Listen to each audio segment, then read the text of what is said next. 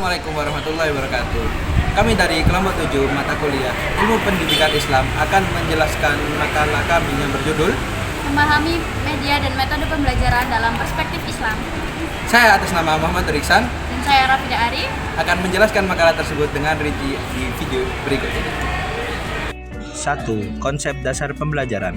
Pembelajaran sesuai dengan Undang-Undang Nomor 20 Tahun 2003 tentang Sistem Pendidikan Nasional adalah interaksi antara peserta didik, pendidik, dan sumber belajar di lingkungan pembelajaran. Proses pembelajaran adalah usaha guru untuk membimbing siswa dalam mencapai tujuan pembelajaran. Pembelajaran menurut para ahli seperti Trianto, Akib, dan Profesor Surya merupakan proses perubahan perilaku yang melibatkan interaksi individu dengan lingkungannya. Tujuan pembelajaran adalah perubahan perilaku peserta didik yang mencerminkan pengembangan spiritual, kepribadian, kecerdasan, dan keterampilan yang diperlukan untuk masyarakat, bangsa, dan negara sesuai dengan Undang-Undang Pendidikan. 2. Media pembelajaran. Media berasal dari kata Latin medius yang artinya tengah atau perantara. Dalam bahasa Arab, media berperan sebagai perantara pesan dari pengirim ke penerima.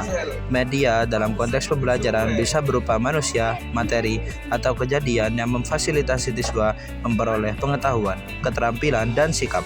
Dalam pengertian lebih khusus, media pembelajaran mencakup alat-alat grafis, fotografi, atau elektronik yang digunakan untuk mengambil, memproses, dan menyajikan informasi visual atau verbal. Pengertian media pembelajaran bisa luas, mencakup segala hal yang memungkinkan siswa belajar, dan sempit, merujuk pada sarana non-personal yang digunakan oleh guru dalam proses belajar mengajar. 3. Asas-asas yang mempengaruhi pemilihan metode pembelajaran. 1. Pengajar melingkupi pengetahuan yang dikuasai, pengalaman mengajar, dan personalitas. 2. Siswa meliputi tingkat kemampuan, latar belakang, umur, dan pengalaman lingkungan sosial dan budaya. 3. Tujuan yang akan dicapai meliputi bila tujuan yang akan dicapai lebih dari satu, maka dapat ditentukan dengan kombinasi berbagai macam metode. 4. Materi atau bahan ajar dengan karakteristik yang berbeda. 5. Waktu atau persiapan mengajar. 6. Keadaan dan fasilitas yang tersedia di kelas atau sekolah. Asas-asas pemilihan dalam media pembelajaran. Yang pertama yakni hambatan pengembangan media dan pembelajaran yang melibatkan faktor dana, fasilitas, peralatan, waktu, dan sumber yang tersedia adalah hal-hal yang dapat mempengaruhi kemampuan suatu institusi atau individu dalam mengembangkan metode pengajaran yang lebih efektif dan inovatif. Kedua, persyaratan isi, tugas, dan jenis pembelajaran. Yang dimaksudkan di sini yaitu terdapat beragam persyaratan isi, tugas, dan jenis pembelajaran yang berbeda-beda. Hal ini termasuk seperti penghafalan, penerapan keterampilan, pemahaman hubungan, serta penalaran dan pemikiran tingkatan yang lebih tinggi. Setiap jenis tugas mengarah pada perilaku yang berbeda-beda dari pelajar, dan untuk itu diperlukan teknik dan media pembelajaran yang sesuai untuk mendukung proses pembelajaran. Dan yang ketiga yakni mengidentifikasi hambatan yang dihadapi oleh siswa dalam proses pembelajaran dengan mempertimbangkan kemampuan dan keterampilan awal mereka, seperti membaca, mengetik, dan penggunaan komputer, serta karakteristik individual siswa lainnya. Dengan kata lain, teks tersebut menekankan bahwa hambatan-hambatan ini dapat berasal dari perbedaan dalam tingkat keterampilan dan karakteristik siswa, dan hal ini perlu diperhitungkan dalam merancang pengalaman pembelajaran yang efektif. 4. Yakni media pembelajaran sekunder, yaitu media yang mendukung pembelajaran utama seperti buku, teks, video, atau sumber referensi lainnya. Perlu mendapatkan perhatian yang cukup. Penggunaan beragam media memungkinkan siswa untuk memilih dan berinteraksi dengan media yang paling efektif sesuai dengan kebutuhan belajar mereka. Dengan kata lain, variasi dalam penggunaan media memungkinkan personalisasi pembelajaran yang lebih baik sesuai dengan preferensi dan gaya belajar individu siswa. Metode pembelajaran. 1. Metode ceramah. Metode ceramah yaitu metode mengajar yang penyampaiannya secara lisan. Hal ini memiliki kelebihan yaitu pengajar mudah menguasai kelas dan pengajar juga mudah menerangkan bahan pelajaran berjumlah besar. Hal ini juga memiliki sisi kelemahan, yakni seperti menghalangi siswa untuk menjadi siswa yang pasif, membatasi daya ingat siswa bila terlalu lama akan membosankan dan minat belajar siswa berkurang. Metode eksperimen yaitu metode pembelajaran yang melakukan sebuah proses uji coba. Hal ini memiliki kelebihan yaitu membuat anak didik lebih percaya dan dapat membuktikan konsep yang telah dia coba tadi.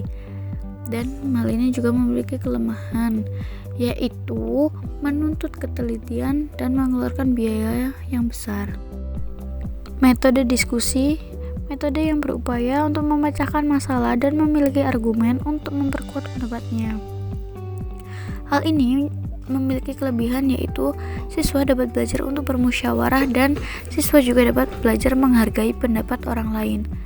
Hal ini juga memiliki kelemahannya yaitu membutuhkan waktu yang lama dan pertanyaan dari siswa dapat menyimpang dari pokok permasalahan yang terjadi. Metode resitasi yaitu metode mengajar di mana siswa diharuskan membuat resume dengan kalimat sendiri. Hal ini memiliki kelebihan yaitu pengetahuan peserta didik diperoleh dari hasil belajar mereka sendiri dan dapat diingat lebih lama.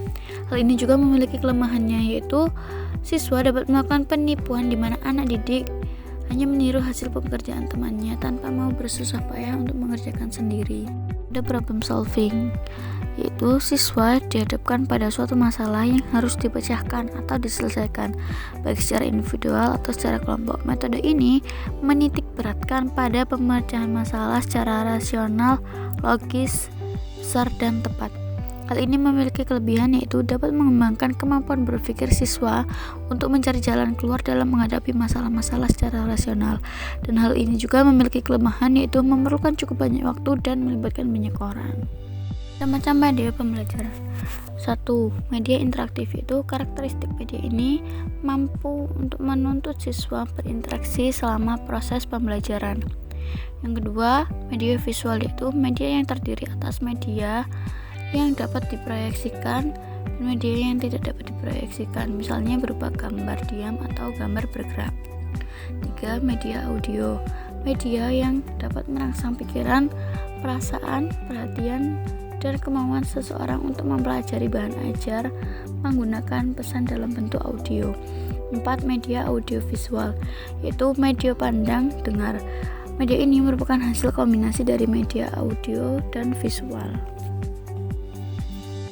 Kesimpulannya yaitu dalam pembelajaran, konsep dasar melibatkan pemahaman tentang peserta didik, guru, tujuan pembelajaran, metode, media, dan nilai-nilai Islam. Pemilihan metode dan media pembelajaran harus disesuaikan dengan karakteristik peserta didik dan materi pembelajaran. Dalam konteks Islam, nilai-nilai moral, etika, dan keagamaan juga harus diperhatikan. Kesimpulannya, pemahaman konsep dasar pembelajaran, pemilihan metode dan media yang tepat, serta penerapan nilai-nilai Islam penting untuk mencapai tujuan pembelajaran yang efektif dan berkelanjutan.